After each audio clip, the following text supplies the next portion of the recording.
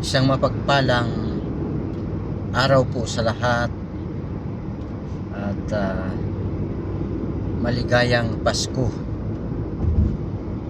sa araw na ito ng Kapaskuhan. At sa mga taong nagdaan o nagdaraan ng mga pagsubok sa buhay ay wag po tayong bibitaw. May mga bagay na pinahintulutan ng Diyos na mangyari sa ating buhay, sa ating pamilya, o sa ating patuloy na pakikipagrelasyon sa ating Diyos na buhay. Mayroon siyang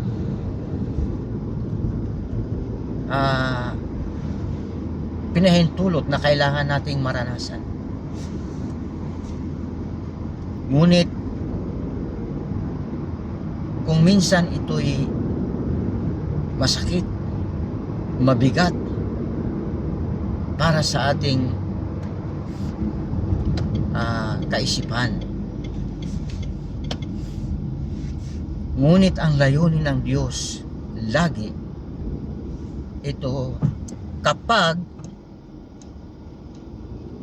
meron tayong pagtitiwala sa Kanya, tandaan po natin, there is always a divine interference na tinatawag.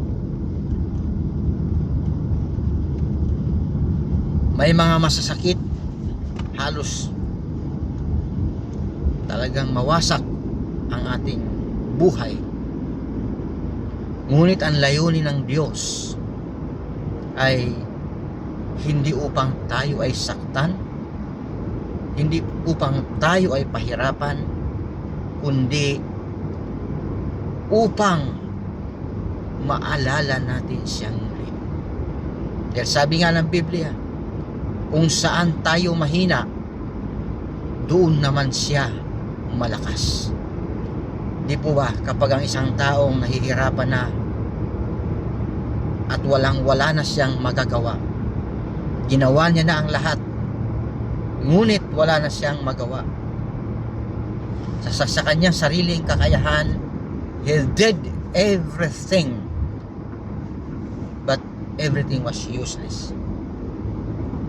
At hanggang sa masambit na lang ng isang tao ang Diyos ko, patawarin niyo po ako. Bakit ko naranasan ang mga bagay na ito? At doon pa lang sa pagsambit ng mga katagang yun, kapag tayo ay nahirapan, alam ng Diyos na naalala natin siya. Minsan, dahil sa ating katagumpayan, dahil sa tagumpay na ating narating, nakakalimot tayo. At kung minsan naman ipinaranas sa atin ng Panginoon ang isang bagay upang ihanda ang ating mga sarili sa darating na katagumpayan. At kung minsan naman ay inihanda tayo ng Diyos sa isang malaking responsibilidad bilang Kanyang lingkod. Ang ginagamit karamihan ng kadalasan ng Diyos ay problema.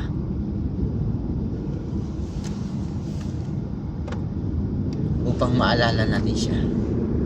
Ngunit hindi upang tayo pahirapan, kundi para tayo ay patatagin, kundi tayo ay hubugin ng ayon sa Kanyang kalooban. Dahil kung minsan tayo ay nalilihis na, ika nga ng landas. Kahit na nga sabihin natin na tayo ay isang mananampalataya na, ay nalilihis pa rin ng landas. How much more doon sa mga taong walang pananampalataya. Subalit ang pag-ibig ng Diyos ay pantay-pantay. Mananampalataya ka man o hindi, ang nais ng Diyos ay tayo ay mahubog ng naayon sa kanyang kalooban. Tandaan po natin, ang Diyos ay laging naghihintay sa bawat reply natin sa Kanya. Ang Diyos ay bukas palad na siya ay handang tanggapin tayo muli.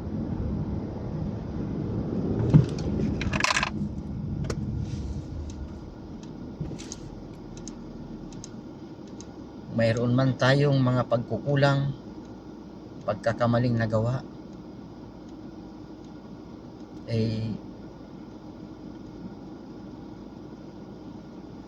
magpakumbaba po tayo sa Diyos at humingi ng tawad. At nakakalungkot lamang na maging mayaman sila'y sagana na sa salapi pero nagpapatiwakal. So yan ang nakakalungkot. At alam natin na hindi yan ang kalooban ng Diyos ng isang tao na kitilin niya ang sarili niyang buhay. Wala po tayong karapatan na kitilin ito sapagkat ito'y biyaya niya at galing sa Kanya.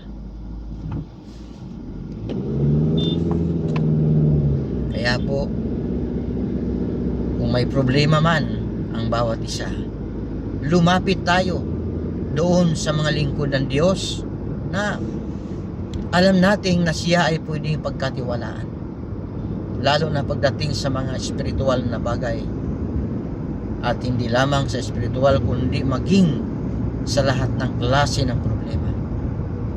At tayo naman na nilapitan ay maging responsible tayo na kung anuman lamang ang nais na mangyari sa buhay ng isang taong lumapit sa Kanya, yun lamang po ang ibigay natin sa Kanya.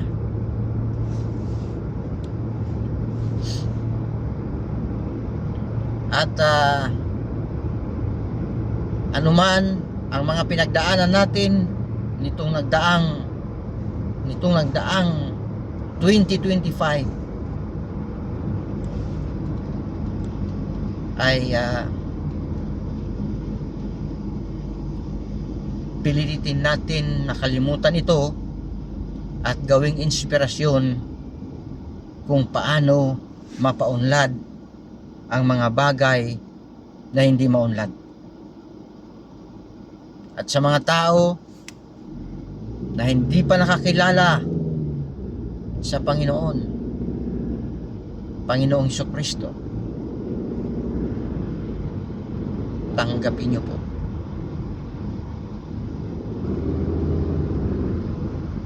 Hindi po kayo magsisisi. Wala pong mawawala. Bagkus kayo po ay magkakaroon ng pag-asa na kung saan ito ang regalo ng Diyos sa bawat tumatanggap sa ating Panginoong Hesukristo. Yan ay hindi maibibigay ng sanlibutan, kundi ito'y maibibigay lamang ng Panginoong Diyos sa pamamagitan ng pagtanggap sa ating Panginoong Hesukristo. Yan ay walang iba, ay ang buhay na walang hanggan. Tandaan po natin, anuman ang ating narating, Ano man ang meron tayo sa mga panahong ito, pera, bank account, huge money in the bank, wala pong magagawa. Money cannot do anything at all in our salvation. Kapag po tayo ay namatay, kahit 5 duling, wala po tayong madadala. Yan ang ating ipakatandaan. Kaya po doon sa mga mayayaman, hanggat mayroong kayong chance na ibinibigay sa inyo ang Panginoon na gawin ang isang bagay na tama, gawin nyo po ito. And people will remember you forever. Lalo doon sa mga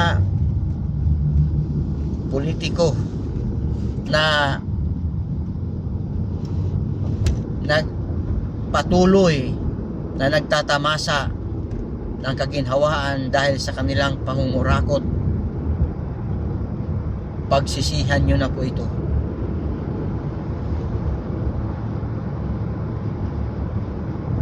Palamuti lamang po ang pera sa buhay ng tao. Kailanman hindi yan makakatulong sa kaligtasan ng inyong kaluluwa. Kaya nga sinabi ng Biblia, what is the use if I gain the whole world but lose your soul? Di ba? Kaya ibalik ang dapat na ibalik.